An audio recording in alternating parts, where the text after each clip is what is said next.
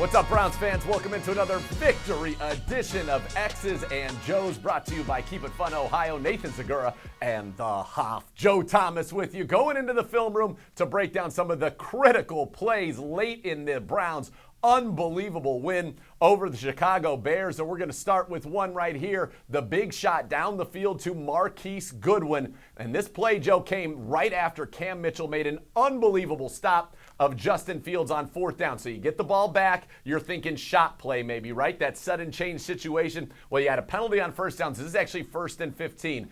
But Hoff, I love what Kevin Stefanski did here, and tell the people how this works to slow down the edge rushers here. They employed a new type of protection with Chief and a backside guard pulling, and then you got the running back doubling the other end to set up time for Flacco to hit this big play. Yeah, great job by Kevin Stefanski recognizing that his tackles were just not having a good day blocking the Bears defensive end. So you got to come up with some more creative protections to be able to secure your edges and to be able to allow Joe Flacco to go down the field. So what the Browns are doing in this situation, they're putting David Njoku, the tight end, to the right, and they're running basically a one-back power where you're pulling your backside guard so you can double team the front side defensive end with your tight end and your backside guard. You get a double team on the backside with your running back, Jerome Ford, and your left tackle, and so it secures your edges.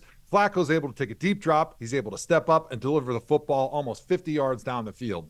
Yeah, and right here, you catch the Bears in cover two. And so you think about play designs and concepts and what they're supposed to do. At the top of your screen, you're going to see Amari Cooper run a deep hook. And what he is hoping to do is get the attention of the safety, Jaquan Brisker, to come up, and that creates the void on the post. As you watch this unfold here, Cooper runs the deep hook and is able to suck up number 9, Jaquan Brisker. Runs that hook there all the way to the first down. Brisker takes one step up, and as you see that even is leaving, Marquise Goodwin now has a lot of space, and Flacco's just got to put it out there in front of him. He does it. This is a huge 57-yard gain for the Cleveland Browns for Goodwin. That's what he was brought here to do, Hoff. That's what he's done his entire career, those vertical plays. He finally got one, and boy, it couldn't come at a bigger time. You see from the backside, kind of through the safety's eyes. So they've got their eyes. Eddie Jackson's watching Goodwin. He thinks he's running a corner because that's the vulnerable spot of a cover two. Instead, he crosses his face. You've got Brisker sucked up on Amari Cooper, and you can see all the room for Marquise Goodwin to run to,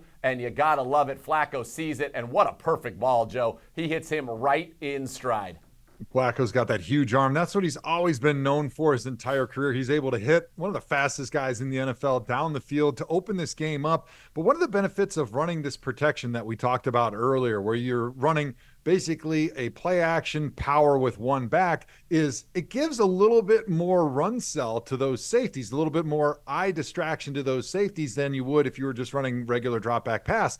And Brisker in this situation doesn't lose sight of Amari Cooper running down the seam here, but what he does lose sight of is Marquise Goodwin all the way across the field, running that deep over, that deep post. And that's really the most important part of this play, because Joe Flacco is reading Brisker and the situation. As soon as Brisker takes one step forward, he loses track of Goodwin out of the corner of his left eye. It's over. Nobody's going to be able to catch back up to Goodwin, and nobody's going to be able to run far enough and fast enough to be able to run and catch a Joe Flacco bomb. And Hoff, it's had to be all too familiar for you. Joe Flacco maybe a little uneven in the first 3 quarters, and then he would hit a bomb back in the days with the Ravens to a guy like Torrey Smith and change the game. Here it's to Marquise Goodwin. The Browns would get a field goal here. They would be down 17-10. And now we come to the biggest play of this game. Certainly the Browns down 17-10, 3:18 to go on their own 48-yard line. And Hoff, we're going to see a similar protection again from the Browns, kind of be able to move the pocket to the right for Joe Flacco. And this time you're trying to get that cover 2 look again. You run a clear out on the bottom, and you're trying to hit Amari on the deep over, working past that middle linebacker. That's what Flacco sees. I'm not so sure he saw the corner sloughing off, but when you throw a perfect ball that causes 3 guys to run into each other so your receiver doesn't ever get touched, oh, baby, it's a thing of beauty. Yeah, I love this protection. As we talked about earlier, you get double teams on the edges. It allows Flacco to have that clean pocket. He can step up. He can see the defense. And it's oftentimes called with another play. So if you get any blitz, it's not good versus the blitz. So you'll call off the guard pull, and then you just run a regular drop back protection.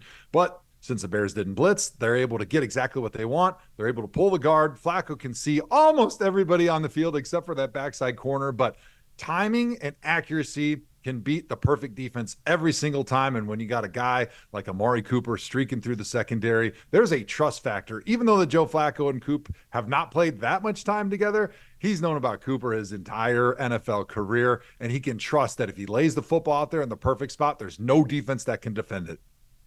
Yeah, let's take a look at this from behind Joe Flacco because it becomes even more insane. By the way, you got to give a lot of credit to this line. Down 4 starters with Joel Bitonio going out. To give him this kind of a look is a thing of beauty. As there you get it back here, and you see Joe Flacco's got all the room in the world to serve. And yes, he had Pierre Strong out there in the flat, but from his eyesight, he sees Amari running full speed against kind of a semi-flat-footed Mike linebacker. Amari's going to win that foot race. And so he sees Elijah Moore turning the safety deep on that cover 2, so he knows there should be a hole there. And Joe Flacco, even though he maybe doesn't see that corner on the outside, there is a hole there, and he is able to put the football in a football-sized hole. That's how good this throw is. This is as good a throw you'll ever see in the National Football League. Gets there at just the nick of time, Hop. And I tell you, when have you seen 3 guys within a yard of a receiver who catches the ball and none of them even get a hand on him because it's just such a bang-bang situation, such a perfect throw?